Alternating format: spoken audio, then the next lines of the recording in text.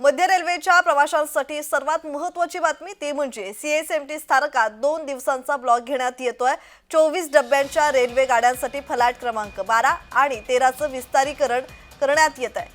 Pre non interlocking काम पूर्ण करण्यासाठी ब्लॉकची घोषणा करण्यात आलेली आहे।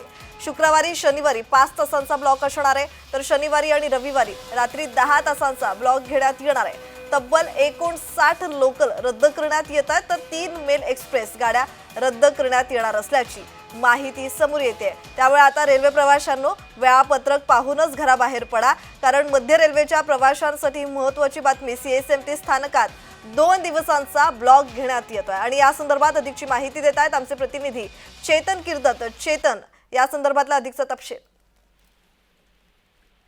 मध्य रेल्वेच्या मुंबई छत्रपती शिवाजी महाराज मुंबई या ठिकाणी 24 प्लॅटफॉर्म नंबर 12 आणि 13च्या विस्तारासंदर्भात प्री आणि पोस्ट नॉन इंटरलॉकिंग म्हणजेच एनआय या चेतन, तुमचा आवाज नीट येत नाहीये।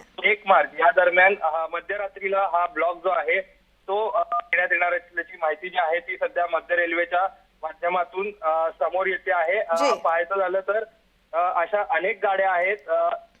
छत्रपती शिवाजी महाराज टर्मिनल मुंबई डेक्कन एक्सप्रेस असेल, Pune Chhatrapati Shivaji Maharaj terminal Mumbai intercity express असेल, किंवा नांदेड छत्रपती शिवाजी महाराज टर्मिनल तपोवन एक्सप्रेस असेल, अशा इतरही काही गाड्या ज्या आहेत त्या रद्द करण्यात आलेल्या आहेत आणि त्यांना पर्यायी गाड्या ज्या आहेत त्या देखील देण्यात आलेल्या आहेत। ठीक, धन्यवाद चेतन तुम्ही दिलेल्या माहितीसाठी।